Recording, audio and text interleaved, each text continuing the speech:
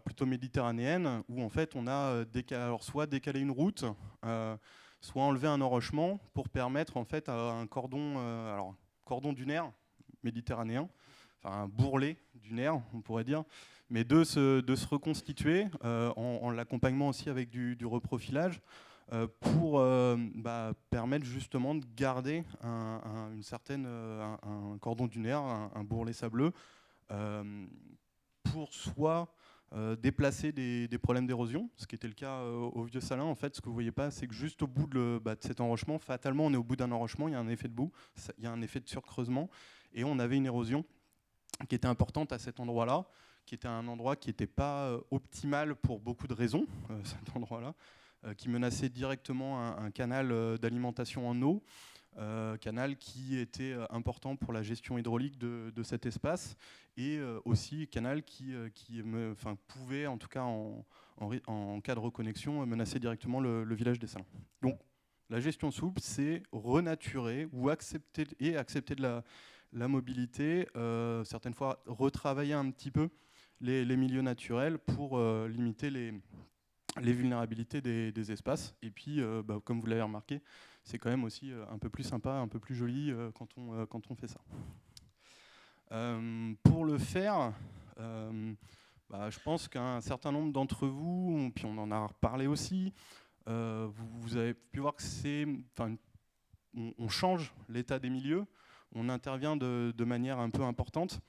Donc c'est des processus qui sont assez compliqués, assez durs à mettre en œuvre, et qui sont encore assez neufs, donc sur lesquels on a peu de retours. Donc on a besoin de les aborder par beaucoup d'angles pour mieux les connaître, aussi pour mieux travailler avec les différents acteurs économiques, institutionnels, les habitants, les usagers. Et on a besoin aussi du coup de pouvoir mieux renseigner nos gros dossiers de demande d'autorisation. Et derrière aussi besoin de continuer à la conviction que ces solutions sont pertinentes et efficaces. Donc un travail intégré sur beaucoup d'aspects. Donc la partie patrimoine écologique, naturellement pour le conservatoire du littoral, partie paysagère, pédagogique, risques naturels. Je vais accélérer parce que je vois que le temps file. Donc j'avais un petit film, effectivement, et comme c'est un PDF, normalement ça peut marcher, mais je crois qu'on peut l'avoir qu'à la souris. En tout cas, dans Adapto, on a travaillé sur toutes ces dimensions que je vous ai présentées rapidement. Mais la gestion, la dimension risque, la gestion des risques naturels a été un petit peu souvent structurante et la première à aborder. Parce que on est sur une solution qui justement s'intéresse à la gestion de ce risque-là, et c'est quelque chose aussi qui est assez sensible sur le littoral, la protection des biens et des personnes. Et on arrive dans un contexte souvent aussi post ces événements tempétueux particuliers. On est aussi dans le cas de la mise en place des différents décrets DIG, puis de la compétence GEMAPI, pour lesquels donc la mise en place aussi des différents PAPI, pour lesquels la partie risque devient assez structurante dans la définition de projet de territoire, et en tout cas quelque chose qu'il faut voir directement. Donc on a travaillé avec le BRGM, qui est un des partenaires de ce projet-là, pour travailler donc tout un ensemble de simulations, d'études, de projections qui sont à la fois statiques et dynamiques, en fait des niveaux d'eau qui sont susceptibles d'arriver, des vitesses de courant et de houle, si on déplace, si on reconnecte certains polders à la mer, ou si on déplace des digues.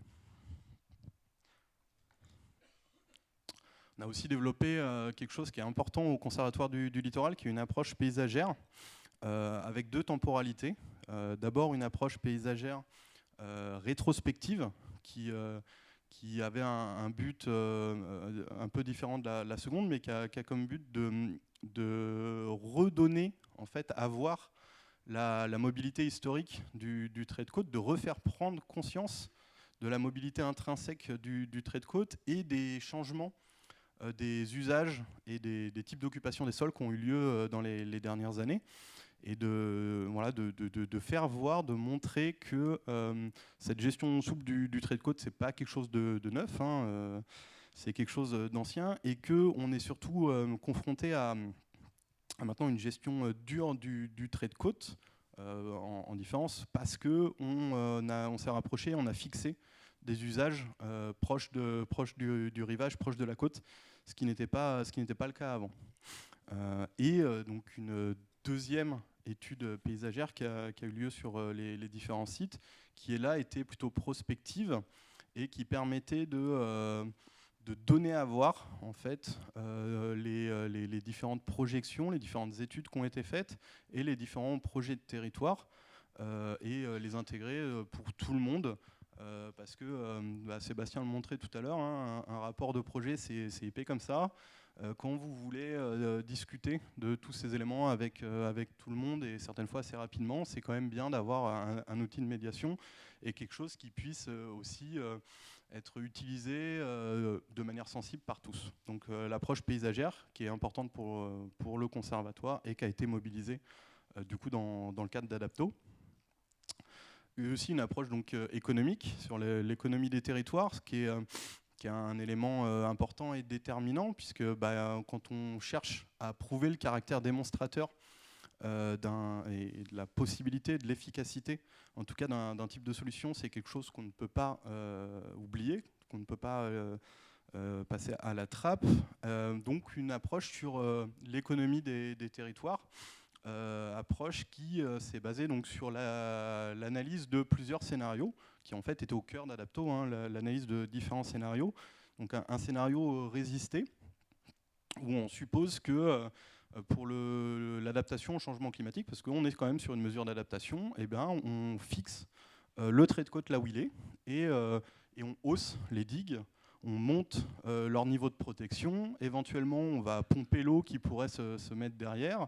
Enfin, on a vraiment un ensemble de mesures de gestion qui sont là pour continuer à faire ce qu'on fait de la même manière, mais à un coût qui est un peu différent, parce qu'il faut effectivement anticiper une montée du niveau de la mer.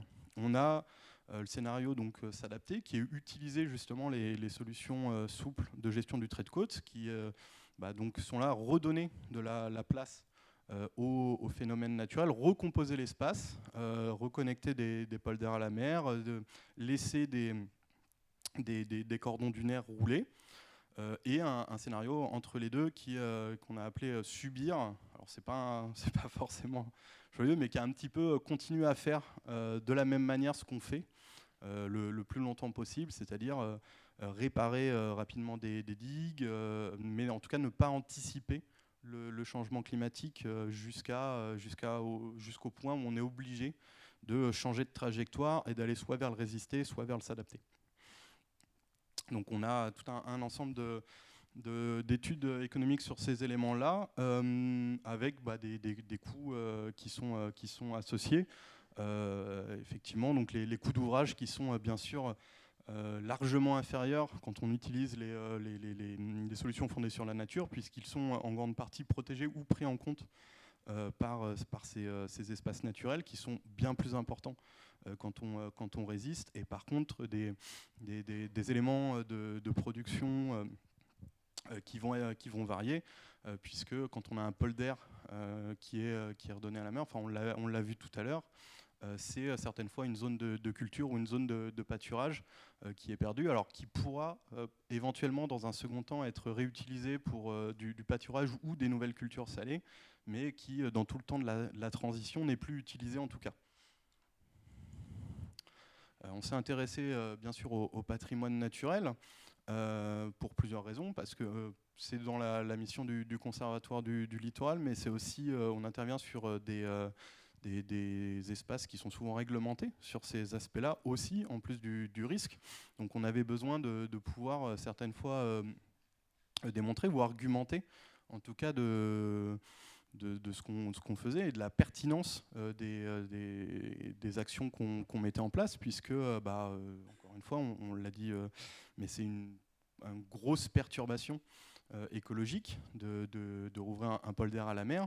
Et il faut quand même savoir si, dans le cas d'espaces naturels, les éléments qu'on va pouvoir perdre ne vont pas être irremplaçables, ne vont pas être aussi une perte irrémédiable de patrimoine naturel, et au contraire de savoir ce qu'on pouvait y gagner, à la fois en termes de fonctionnalité, en termes de nouveaux types d'habitats.